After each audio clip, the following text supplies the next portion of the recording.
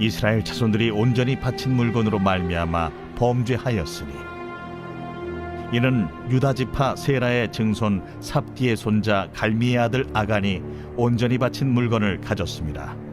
여호와께서 이스라엘 자손들에게 진노하시니라. 여호수아가 여리고에서 사람을 베델 동쪽 베다웬 곁에 있는 아이로 보내며 그들에게 말하여 이르되 올라가서 그 땅을 정탐하라. 그 사람들이 올라가서 아이를 정탐하고 여호수아에게로 돌아와 그에게 이르되 백성을 다 올라가게 하지 말고 2-3천 명만 올라가서 아이를 치게 하소서. 그들은 소수이니 모든 백성을 그리로 보내어 수고롭게 하지 마소서. 함으로 백성 중 3,000명쯤 그리로 올라갔다가 아이 사람 앞에서 도망하니 아이 사람이 그들을 36명쯤 쳐 죽이고 성문 앞에서부터 스바림까지 쫓아가 내려가는 비탈에서 쳤으므로 백성의 마음이 녹아 물같이 된지라. 여호수아가 옷을 찢고 이스라엘 장로들과 함께 여호와의 궤 앞에서 땅에 엎드려 머리에 티끌을 뒤집어 쓰고 저물도록 있다가 이르되 슬프도소이다 주 여호와여, 어찌하여 이 백성을 인도하여 요단을 건너게 하시고 우리를 아모리 사람의 손에 넘겨 멸망시키려 하셨나이까? 우리가 요단 저쪽을 만족하게 여겨 거주하였다면 좋을 뻔하였나이다. 주여, 이스라엘이 그의 원수들 앞에서 돌아섰으니 내가 무슨 말을 하오리까?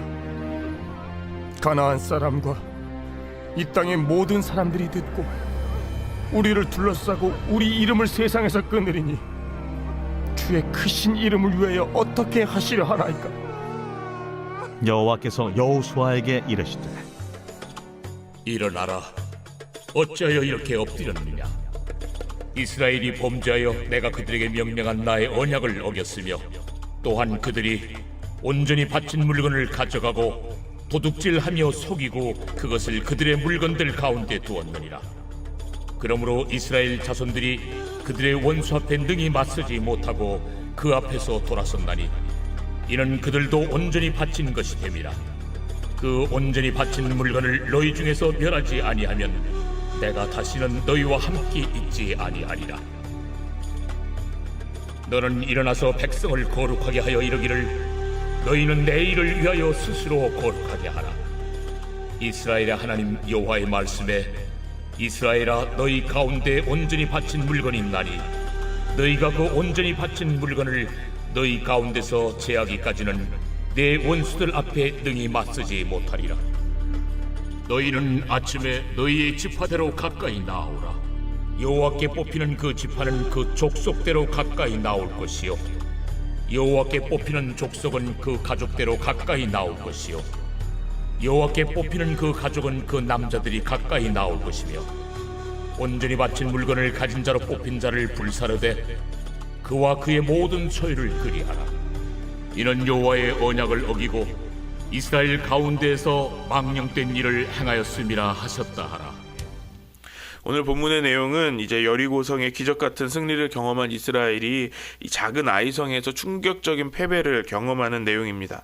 유다 지파의 아간은 이스라엘이 온전히 바쳐야 될 물건을 훔치는 죄를 범하죠. 한 사람이 범죄했지만 하나님은 이스라엘에게 진노하십니다. 그래서 하나님은 이스라엘을 아이성 전투에서 패배하게 하시죠. 하나님은 그 물건을 가진 자를 뽑아서 그와 그의 모든 소유를 불사르라 라고 또 명령하십니다.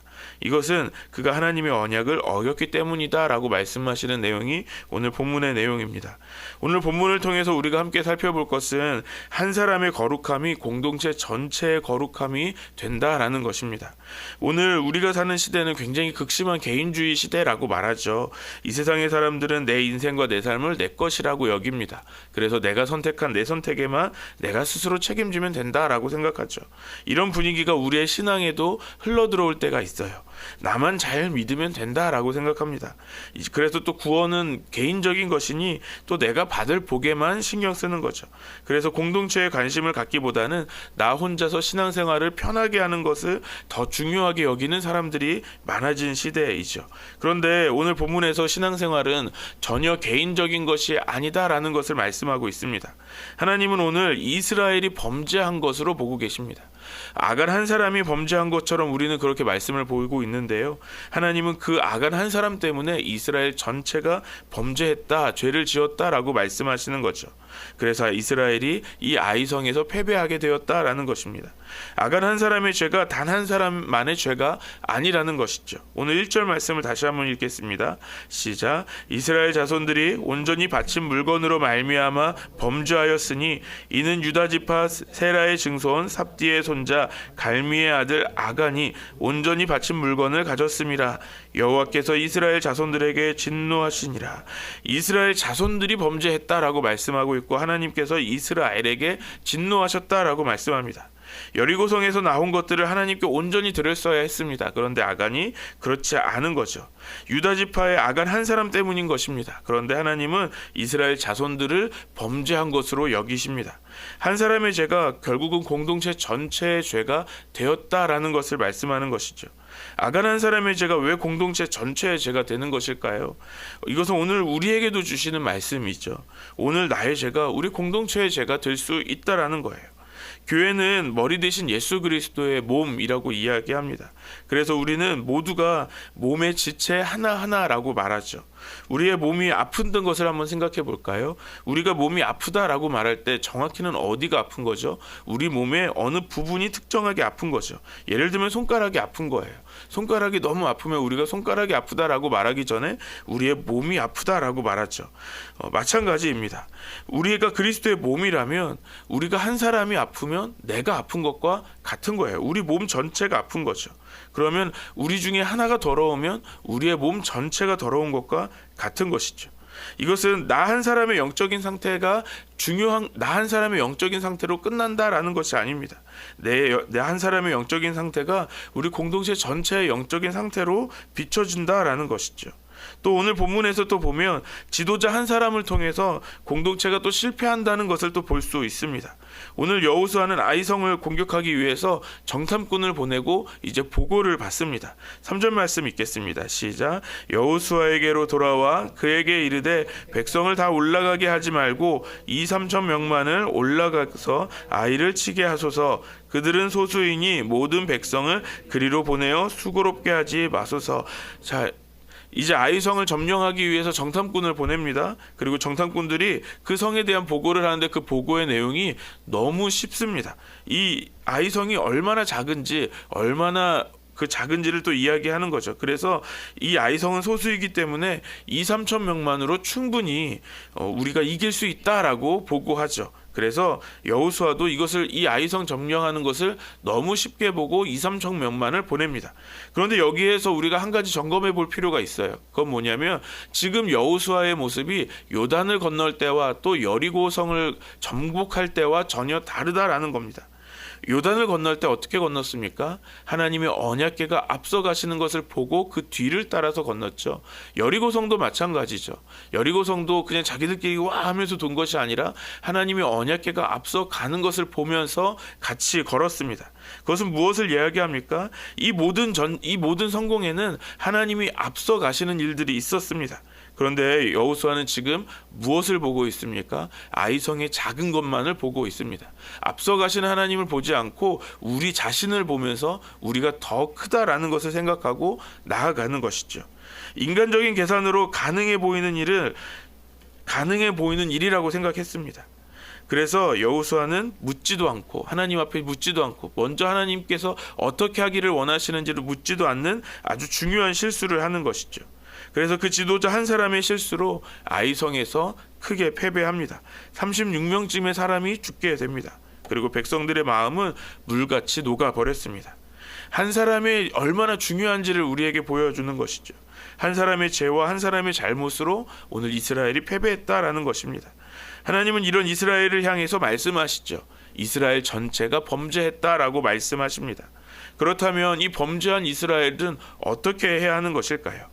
하나님은 이스라엘이 어떻게 범죄했는지를 말씀하시면서 이스라엘이 어떻게 회복해야 될지를 말씀해 주시죠. 13절 말씀 읽겠습니다. 시작. 너는 일어나서 백성을 거룩하게 하여 이르기를 너희는 내일을 위하여 스스로 거룩하게 하라. 이스라엘의 하나님 여호와의 말씀에 이스라엘아 너희 가운데에 온전히 바친 물건이 있나니 너희가 그 온전히 바친 물건을 너희 가운데에서 제하기까지는 내 원수들 앞에 능히 맞서지 못하리라. 하나님은 이스라엘을 향해 말씀하십니다. 스스로 거룩하게 하라 라고 말씀하시죠. 여기에서 스스로 거룩하게 하라고 말씀하십니다. 스스로라는 것이 중요하죠. 이 스스로는 누구를 이야기합니까? 각자 개개인을 이야기하는 것이죠. 개개인 모두가 스스로 다시 하나님 앞에 나올 수 있도록 거룩하게 해야 한다라는 겁니다. 그러면 우리가 여기에서 또 거룩함을 한 번 더 생각해 볼 수 있죠. 이 거룩함은 무엇입니까? 우리가 흔히 거룩하다라는 것을 말할 때는 우리 스스로를 깨끗이 하는, 우리를 정결케 하는 것을 생각하잖아요. 그런데 오늘 말씀하시는 이 거룩은 하나님의 말씀을 다시 온전히 지키는 것이다라는 것을 생각해 볼 수 있습니다. 그러니까 하나님의 말씀으로 우리가 다시 구별되어야 한다라는 것이죠. 하나님은 여리고의 전투에 앞서서 말씀하셨습니다. 여리고를 점령하게 되면 여리고에서 얻는 것들을 하나님께 온전히 바치라고 명령하셨죠. 말씀하셨습니다. 그런데 이스라엘은 이 말씀을 온전히 지키지 않았습니다. 그래서 오늘 아간과 같은 범죄가 일어난 것이죠. 그런데 하나님은 다시 말씀으로 거룩하라라고 말씀하십니다. 그러니까 여호와의 말씀에 이스라엘이 바친 물건이 있는지를 점검하라라고, 그것을 찾으라라고 말씀하시는 것은 우리의 거룩함은 단순히 우리 스스로를 깨끗함으로 거룩하게 되는 것이 아니라 하나님의 말씀을 다시 온전히 지키는 것으로 우리가 거룩하게 될 수 있다라는 것을 말씀하는 것이죠. 그래서 우리가 지켜야 할 거룩함은 무엇입니까? 내가 오늘 하나님의 말씀을 온전히 지키고 있는가를 봐야 한다라는 것입니다. 우리가 범죄하는 것도 마찬가지 아닌가요? 우리가 어떤 죄를 짓습니까? 하나님의 말씀을 온전히 지키지 않는 죄를 우리가 범할 때가 있는 것이죠. 그러면 우리가 이 세상에서 거룩함으로 살아가려면 어떻게 해야 된다는 것이죠?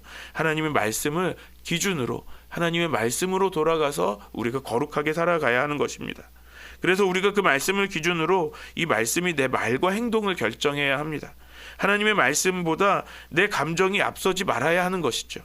하나님은 아간 한 사람의 죄만 오늘 들춰내기 위하여서 이 말씀을 하시는 것이 아닙니다.